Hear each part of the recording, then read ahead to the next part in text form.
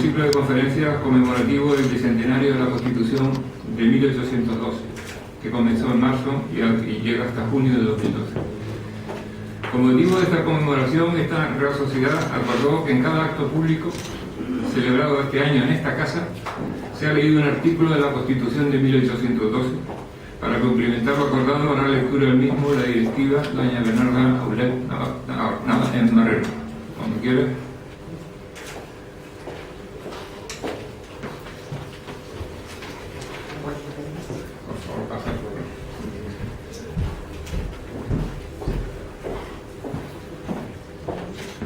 Título 10. De la observancia de la Constitución y modo de proceder para hacer variaciones en ella. Capítulo único. Artículo 384. Párrafo final. Por tanto, mandamos a todos los españoles, nuestros súbditos, de cualquiera clase y condición que sean, que hayan y guarden la Constitución inserta como ley fundamental de la monarquía, y mandamos asimismo a todos los tribunales, justicias, jefes, gobernadores y demás autoridades, así civiles como militares y eclesiásticas, de cualquier clase y dignidad, que guarden y hagan guardar, cumplir y ejecutar la misma Constitución en todas sus partes. Tendréis lo entendido y dispondréis lo necesario a su cumplimiento, haciéndolo imprimir, publicar y circular. Joaquín de Mosquera y Figueroa, presidente. Juan Villavicencio. Ignacio Rodríguez de Rivas. El conde de Abisbal, en Cádiz, a 19 de marzo de 1812. Sí. Muchas gracias. Este ciclo de conmemoración de la Constitución de 1812, que es la aclamación político-institucional de la Revolución Liberal Española, ha sido organizada por la Universidad de Las Palmas de Gran Canaria, el Círculo Mercantil, el Consejo Social de la Universidad de Las Palmas de Gran Canaria y la Real Sociedad Económica. Ha tenido importantes y variados ponentes. Se ha celebrado en distintos lugares y hoy es el último día que lo cierra el vicepresidente del Gobierno de Canarias y consejero de Educación, Universidades y Sostenibilidad, don José Miguel Pérez García. Es una persona muy conocida de la Real Sociedad Económica, ha intervenido muchísimas veces desde esta tribuna, es socio de la Real Sociedad Económica. No estoy haciendo una presentación, sino recordando algunos elementos de su biografía profesional. Catedrático de Historia Contemporánea de la Universidad de Las Palmas de Gran Canaria, especialista fundamentalmente en el siglo XIX canario, el siglo XIX político canario, secretario general del Partido Socialista Canario PSOE y historiador, como digo, en ejercicio, sin suspensión de funciones. Por lo cual estamos muy interesados en oír lo que él ha dicho. Ya ha hablado en ocasiones, la última vez que habló en la Real Sociedad Económica fue sobre los sucesos de mayo de 1808, y que estamos muy interesados por conocer su visión de la Revolución Liberal de 1808. Tiene la palabra el excelentísimo señor don José Miguel Pérez García, vicepresidente del Gobierno y catedrático de Historia Contemporánea de la Universidad de Las Palmas de Gran Canaria.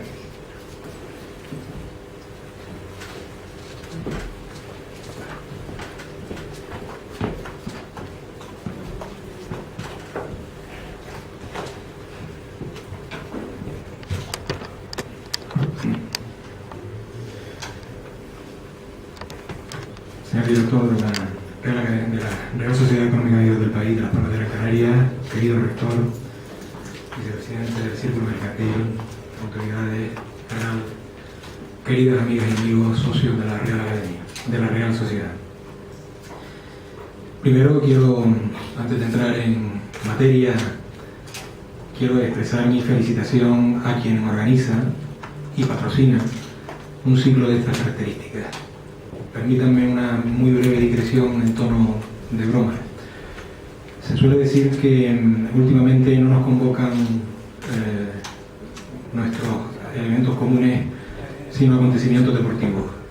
Bien, felizmente es así lo que sucede en los últimos tiempos, pero hay, desde luego, en nuestro país, en España, razones y fenómenos, procesos, en definitiva hay mucha historia que desde luego merece ser no solamente recordada, sino merece ser apuntada como elementos que lógicamente apuntalan nuestra convivencia en común. Y además que constituyen, por qué no decirlo, un motivo de orgullo, lo cual intentaré expresar a lo largo de la ponencia que me han invitado a dar. Consiste básicamente en presentar a nuestra primera Constitución española como algo que nació bajo dos signos que están muy presentes en nuestra historia contemporánea: el signo de la guerra y el signo de la revolución. Dos fenómenos que en otros contextos y circunstancias, insisto, volvieron también a estar presentes al margen de estos años primeros del siglo XIX. En aquellos inicios de la centuria, una guerra de liberación nacional que se desató además en un momento histórico y en un marco de un proceso bélico de alcance europeo y de cambios y alteraciones en las relaciones internacionales. Aquella guerra, digo, abrió la puerta a una implosión de cambios que se venían gestando desde el siglo XVIII. Voy a centrar en dos propósitos el contenido de esta exposición. De un lado, voy a intentar situar las claves históricas de la génesis de aquel texto primigenio de nuestras constituciones, y por otra parte voy a intentar resaltar algunos de sus contenidos más relevantes, así como su significación en nuestra historia política. Intentaré con ello responder al reto que se me plantea con esta invitación. Me gustaría iniciar estos recorridos previamente con un pasaje extraído de las Memorias de Napoleón. Memorias en las que, como saben ustedes, revisaba de forma autocrítica la estrategia que siguió en España y que tanto dolor para sus fines, no para nosotros, le causó. Decía el emperador: acababa de despojar a la antigua dinastía de un modo ofensivo para los españoles, quienes, heridos en su orgullo, no quisieron reconocer lo que puse en su lugar, resultando que dejó de existir autoridad en parte alguna, o lo que es lo mismo, que existiera en todas partes. La nación en masa se encargó de la defensa del Estado, pues no había ejército ni autoridad a quien se pudiera confiar esta defensa. Cada cual creyó en sí la responsabilidad, y yo mismo establecí la anarquía, convirtiendo contra mí los recursos que ella ofrece y recibiendo todo el peso del furor nacional. Bueno, para quien tenía una idea muy determinada de lo que aconteció en aquellos años, esta reflexión autocrítica de Napoleón Bonaparte viene a tener una parte de realidad y de verdad, y tiene otra parte, desde luego, quizá de exageración. Entre otras cosas porque por más vueltas que le diera una parte a sus estrategias, en realidad no puede atribuirse en exclusiva a esta la responsabilidad de los procesos que se desencadenaron en España a partir de 1808. Cierto que los vacíos de poder que dejaron las antiguas autoridades se ocuparon en muchos sitios, por no decir prácticamente en casi todos lados, por movimientos populares que luego cimentaron la legitimidad del nuevo concepto de soberanía nacional. Sin embargo, todos estos factores y detonantes de un proceso revolucionario se desarrollaron sobre una crisis de sistema social y político que posee orígenes anteriores, como hemos dicho. Combinar tales procesos, los que vienen gestándose desde un tiempo más largo, con los acontecimientos que se sucedieron tras la invasión francesa, nos permite una mejor comprensión de lo que vino a significar una constitución tan notable y que se encuentra entre las primeras de la historia contemporánea general. Desde ese ejercicio voy a intentar construir el prisma para la mirada de aquel formidable texto constitucional. Para arrancar en esa dirección, volvamos a otro documento muy expresivo. Está escrito en los momentos que en 1808 fijaron un punto de referencia muy singularizado de la historia española. Se trata de las palabras que escribió en una carta Murat a Dupont. Decía el mariscal cuñado de Napoleón: la elección dada a los rebeldes de Madrid ha producido resultados decisivos. El entusiasmo ha desaparecido. Todos los españoles han abierto los ojos sobre sus verdaderos intereses. 3 de mayo de 1808. Sin embargo, los acontecimientos de Madrid producirían unos impactos muy diferentes a los previstos en esa carta por el mariscal francés. En realidad fueron muy relevantes para explicar las respuestas que dieron al traste con los objetivos de Napoleón. Pues bien, de fenómenos similares está repleta la historia de aquellos años. Se desencadenaron hechos cuyas consecuencias eran muy difíciles de predeterminar y en ocasiones fueron muy diferentes a los que se pretendían con aquello. Tal vez sea esto lo que produjo a la postre la edificación de un edificio político tan avanzado en momentos en los que apenas había sustento social para el mismo. Tampoco esto es nuevo en el curso de la historia. Como han explicado muchos historiadores, y como ocurre para el caso de estos años, no se pueden controlar los resultados de las acciones políticas y sociales. Con frecuencia incluso esos resultados desembocan en situaciones contrarias a las previstas o a las deseadas. ¿Fue la Pepa resultado de algo así? Vamos a ver. Déjenme recordar antes algunos de los rasgos más notorios de nuestra Constitución. No solo fue la primera Constitución española. Estuvo vigente, como sabemos, en 3 momentos distintos. Al del momento inicial, 1812-1814, le sucedieron el del trienio liberal entre 1820 y 23, y luego un tercer momento de vigencia en el año 1836, justo antes de un nuevo texto de 1837, nuestro segundo gran texto constitucional. Tuvo asimismo una clara influencia en otros textos europeos, como la Constitución portuguesa de 1822, y prácticamente fue copiada como constitución de la Tosicilia en 1820. Por otro lado, se enmarca en una etapa a la que el historiador Miguel Artola define como la de las constituciones revolucionarias, para diferenciarla de las que surgen en Europa a partir de los años 30 del siglo XIX, y en las cuales los textos constitucionales expresan el pacto entre los antiguos estamentos privilegiados y la emergente burguesía. Tal inserción en ese marco de la historia constitucional no le impide, sin embargo, poseer personalidad propia y rasgos singulares, como veremos. Estos rasgos son visibles en el diseño del sistema político, también en el modelo de organización del Estado y en otros elementos en los que llega a anticipar principios que luego sustentarían las constituciones del propio siglo XX. A mi modo de ver, sobresale una de las expresiones más auténticas del concepto liberal, luego tan desviado hacia acepciones de propósitos y contenidos muy distintos. Podemos decir que el liberalismo alcanzó en las Cortes de Cádiz la entidad política que luego se extenderá por Europa. Hago esta afirmación consciente de que es un poco atrevida y que quizá es demasiado rotunda, pero estoy convencido de ella, si no, no la haría. La reitero. El liberalismo alcanzó en las Cortes de Cádiz la entidad, el significado político, que luego se extendió por Europa. Fue en aquellas Cortes de Cádiz cuando la expresión liberal adoptó ese significado. Es en aquella experiencia de las primeras décadas del siglo XIX español cuando el concepto se vio impregnado de un contenido que ya estaba presente en las definiciones que la lengua castellana le daba desde siglos anteriores. Fue Juan Marichal quien nos recordó en un admirable ensayo publicado en su libro El secreto de España este hecho generado en una circunstancia de apariencia contradictoria, y es que en una sociedad que no fue la más avanzada en el terreno de los cambios sociales y económicos, surgió con el telón de fondo de la Guerra de la Independencia un nuevo significado idiomático de aquella voz, la voz liberal.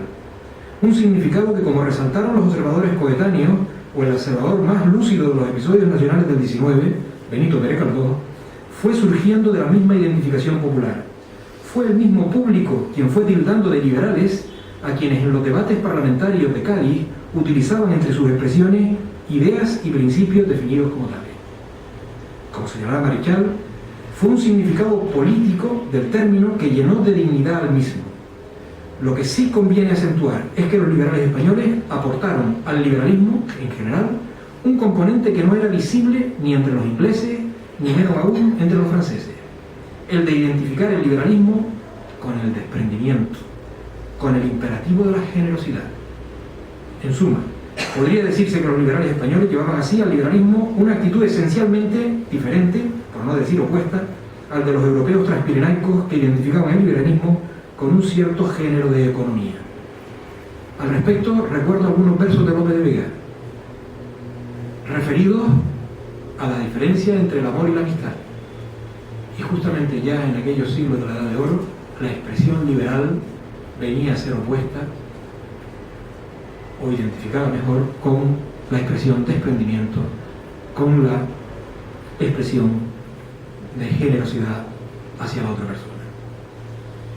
Por eso en el texto gaditano, el artículo 6 incluye entre las principales obligaciones de todos los españoles la de ser justos y benéficos. Un antecedente que luego tendría desarrollos avanzados en el constitucionalismo alemán de las primeras décadas del siglo XX y que en España cobrará expresión más reciente en nuestra actual Constitución, en cuyo título preliminar establece para la entidad del Estado un Estado social y democrático de derecho. Con eso quiero decir que entre los anticipos de la Constitución gaditana encontraremos algo que se desarrolla luego, a partir sobre todo de la República de Weimar, en Alemania, y ya en el siglo XX, tras la segunda de las grandes guerras mundiales, que es el moderno concepto de nuevo Estado social y de derecho. Como vemos, por tanto, hay materia para destacar ingredientes de originalidad en la Constitución gaditana, aunque tampoco podemos soslayar la recepción de influencias anteriores, bien sea de la norteamericana de 1787 o de la francesa del 91, o también la clara influencia del pensamiento anglosajón, sobre todo el vinculado a Jeremy Bentham. Con todo, quisiera subrayar que pese a estas influencias, por otro lado, comunes a cuantos procesos se dieron en todas partes, la Constitución de 1812 no solo tuvo rasgos originales, sino que irradió hacia otros muchos países buena parte de sus contenidos. Conviene resaltarlo porque aún quedan los resquicios de aquellos que trataron de desprestigiarla por extranjerizante o ser una simple importación de fórmulas que para nada encajaban con la realidad española. Tales descalificaciones estuvieron presentes desde los años decimonónicos y buscaron ser la coartada ideológica para sustentar la pervivencia del absolutismo y más tarde para justificar otras experiencias antidemocráticas. En el primer caso, encontramos, por ejemplo, la apología del altar y el trono escrita por el padre Vélez en 1818, texto que nos refleja fielmente una descalificación por extranjerizante de nuestro texto de 1812. Junto a esta personalidad propia, el texto gaditano y el conjunto en general de toda la obra legislativa de aquellas Cortes tienen otra significación política de relevancia decisiva. Se trata de su carácter de gestación de moderno Estado nacional, o también del momento en que se crea la moderna nación española. Los historiadores suelen decir que es precisamente aquí, cuando esta obra legislativa da acta de nacimiento a lo que hoy entendemos por nación española contemporánea. Veamos cómo se hizo esto en el plano legislativo, y vamos a dejar para ello otras consideraciones y sucesos anteriores. Vamos a situarnos en la sesión de apertura de aquellas Cortes el 24 de noviembre del año 1810. Los reunidos encontraron que no existía previsión alguna para su organización, no había reglamento, no había normativa, no había presidencia. Ante ello, los reunidos consiguieron aprobar un primer decreto, cuyo contenido se inició con los siguientes preceptos. Los diputados que componen este Congreso y que representan la nación española se declaran legítimos en Cortes Generales y extraordinarios y que reside en ellos la soberanía nacional. De alguna manera puede ubicarse aquí el acta fundacional de esa moderna, contemporánea nación española. Este concepto de soberanía nacional representa un cambio radical con respecto a la legitimidad del poder sostenido hasta el momento por la monarquía hispana, cuyos soportes, como sabemos, se remitían a factores histórico-divinos. Vamos a intentar entrelazar cómo se produjo ese giro copernicano con el proceso bélico desatado por la invasión gala y su posterior desarrollo constitucional. Antes, permítanme una nueva cita galdosiana, admirable en las circunstancias de los procesos mediante su hilatura literaria. La encontramos en uno de los episodios de la primera serie, Ailén. Dos relatos seguidos sintetizan el binomio guerra y revolución, pero que nadie como Galdós lo leyó con un anticipo de casi 150 años, con respecto a los historiadores modernos. Las palabras salen de la boca de un personaje, Luis de Santorcaz, en los capítulos 18 y 19, donde el viejo soldado alecciona sobre los cambios que se producen y alteran la sociedad estamental y las bases del absolutismo. Decía Santorcaz: pero entre tanto, muchachos, un señor que se titula alcalde de un pueblo de 200 vecinos escribe un papelucho diciendo que se armen todos contra los franceses. Este papelucho va de pueblo en pueblo, y como si una mecha que prende fuego a varias minas esparcidas aquí y allá, A su paso se va levantando la nación desde Madrid hasta Cádiz. Por el norte pasa lo propio, y los pueblos grandes, lo mismo que los pequeños, forman sus juntas que dicen: no, si aquí no manda nadie más que nosotros, porque los españoles mandamos en nuestra casa, y si los reyes se han hecho para gobernarnos, a nosotros no nos han parido nuestras madres para que ellos nos lleven y nos traigan como si fuéramos manadas de carneros. ¿Están ustedes? ¿Lo comprenden ustedes? Pues esto, ni más ni menos, es lo que está pasando aquí. Y continuaba: pues si los españoles pueden hacer lo que están haciendo, no van a decir el día de mañana: vamos, no queremos que haya más inquisición ni más vinculaciones. Pongo por caso, o que digan: en lugar de 1000 conventos que haya tan solo la mitad, con lo cual basta y sobra, o no me da la gana que haya 10 nuevos. Lo que está anticipando Galdós en este magnífico texto, lógicamente, era ese binomio profundo de cómo un cambio que está relacionado con unas circunstancias concretas genera, produce, gesta, hace posible un cambio de envergadura espectacular sobre todo un orden social, económico, político, en definitiva sobre todo un modelo de sociedad que va a empezar a acabar justo en estos años. Sin embargo, estos cambios que detonó la invasión francesa tenían elementos de propulsión que venían de las últimas décadas del siglo XVIII.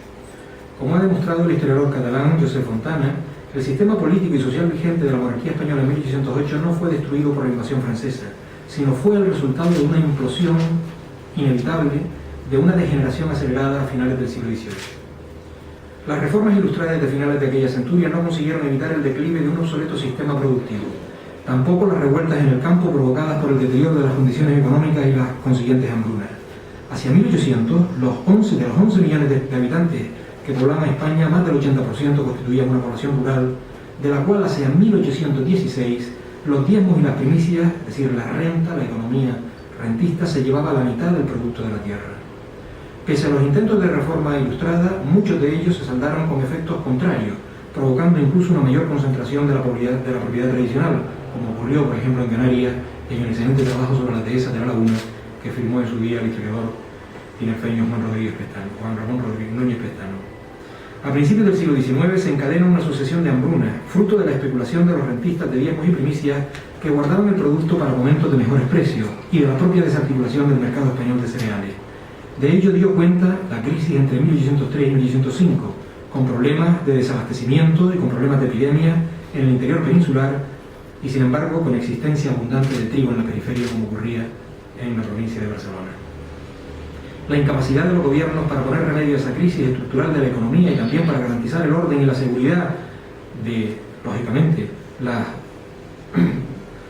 consecuencias que esta circunstancia de crisis económica desataba en el ámbito de las protestas y del bandolerismo, terminaron por crear un ambiente de enorme hostilidad general a la política de Godoy en 1805. Este desbarajuste gubernamental viene a demostrarnos que efectivamente estábamos en el momento de un tiempo final de agotamiento de todo un régimen. Y lo supieron analizar muy bien aquellos componentes de la comisión de jefes militares a los que el rey Fernando VII les encargó escribir lo que se llamó la Historia Oficial de la Guerra en 1818. Un texto que habla por sí solo y cuyas palabras lo resumen todo. En mayo de 1808 decía: ni teníamos naves, ni ejércitos, ni armas, ni tesoro, ni crédito, ni fronteras, ni gobierno, ni existencia política. Creo que no hay mejor muestra para saber hasta qué punto había un declive, un agotamiento de todo un régimen, que un texto extraído de lo que se pretendió en su día era la historia verdadera y oficial de lo acontecido en los años de la Guerra de la Independencia. Por consiguiente, lo que desató la invasión francesa encontraba terreno abonado para cambiar las cosas. Vamos a ver entonces guerra, revolución y constitución. Empezamos por la guerra. Los episodios de la resistencia a la invasión francesa identifican uno de los hitos más notables de una etapa bélica que tuvo para España consecuencias devastadoras, pese a la victoria de las tropas contra las tropas napoleónicas. Sin embargo, tras esos episodios se situó un cuadro histórico de guerras que se extendería en sus derivaciones más allá de los confines continentales de Europa. Ambas caras de la guerra, la de su faz interna en tierras españolas y la de su significado en el conjunto de las confrontaciones generalizadas que se desatan en la Europa que cruzó los siglos XVIII y XIX, nos van a ayudar a entender la dimensión real de unos procesos que, como hemos dicho, fueron decisivos en los cambios sociales y políticos que alumbraron la historia contemporánea. Empecemos por esbozar los fenómenos en los cuales se encuadra la guerra de la independencia. Voy a utilizar para este propósito el esquema que en su día expuso el historiador José María Jover Zamora, resumiéndolo en 4 aspectos. En primer término, hay una circunstancia muy relevante. La crisis entre las potencias europeas en aquellos momentos interrumpió una dilatada etapa de relaciones internacionales pacíficas, o al menos de acuerdos y de alianzas que se había desarrollado a lo largo de la mayor parte del siglo XVIII. En segundo lugar, también esta nueva crisis alteró el tipo de relaciones que las monarquías europeas sostuvieron con las colonias durante el siglo anterior. Y el ejemplo más notable lo vamos a tener con nuestro caso en América, con el proceso de independencia que allí se suscita. Por otro lado, en el terreno bélico, la guerra española se inserta en el tipo de guerras de liberación nacional que se desataron asimismo en otras latitudes. No solo significan la reacción de cada uno de los pueblos contra las imposiciones del Imperio Napoleónico y se distinguen de las guerras políticas del 18 que enfrentaban a gobiernos y ejércitos, sino que también propiciaron cambios internos al implicar la amplia movilización popular. Para el continente, la guerra de independencia entre 1808 y 1814 en España transcurre en paralelo a otros procesos similares o a otras guerras similares, como la Gran Guerra Patria Rusa de 1812, la Gran Guerra de Liberación de Austria o la Guerra de Liberación Germánica en 1813.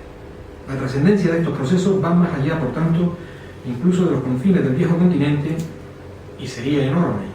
Y ahí está el gran proceso de emancipación americana entre 1808 y 1824. Un último elemento. Conviene considerar el papel de España y de la península ibérica en el conjunto del sistema napoleónico. El papel estratégico de España y Portugal para los objetivos de las dos grandes potencias, Francia e Inglaterra, era decisivo. Y lo era tanto por las colonias ultramarinas como por los enclaves marítimos, portuarios y por la flota española potenciada desde Carlos III. Es importante este último elemento, en mi opinión, porque hubo que esperar mucho tiempo para resaltar justamente cuál era el valor estratégico que tenía la historia española en aquellos procesos. Y hubo que esperar, yo diría que incluso a los años siguientes a la Segunda Guerra Mundial.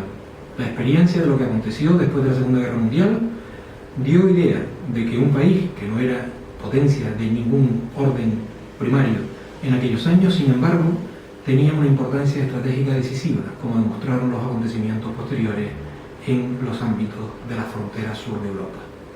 Resalto esa idea propia de un tiempo más cercano a nosotros y que desató acontecimientos muy relevantes, muy interesantes, entre otras cosas porque propició, como sabemos, todo un entramado de alianzas en la historia española desde los años 50 en adelante, del siglo XX, porque permitió poner en valor justamente la enorme importancia que esta guerra de independencia tuvo en el conjunto de la península ibérica con respecto al conjunto de la evolución de las relaciones entre los países en el resto de Europa, aun cuando, como veremos luego incluso, España quedó bastante desairada en el marco de las relaciones entre las naciones cuando esas guerras concluyeron. Bien, estos 4 fenómenos nos expresan que entre la última parte del siglo XVIII y los primeros lustros del siglo XIX se produce una transformación histórica llena de catástrofes y de cambios en todos los órdenes. Para España representa todo ello. En el curso de un siglo pasó de ser una potencia mundial, en cuyo orden se participa, el Tratado de Utrecht, principios del siglo XVIII, a quedar excluida, como decía, del núcleo de esas grandes potencias después de muchos siglos, Congreso de Viena, después de la Guerra de la Independencia. La paradoja es que España no salió victoriosa de la Guerra de la Independencia, no solo salió victoriosa de la Guerra de la Independencia, sino que tuvo un papel decisivo en la derrota napoleónica europea. Creo que ese cambio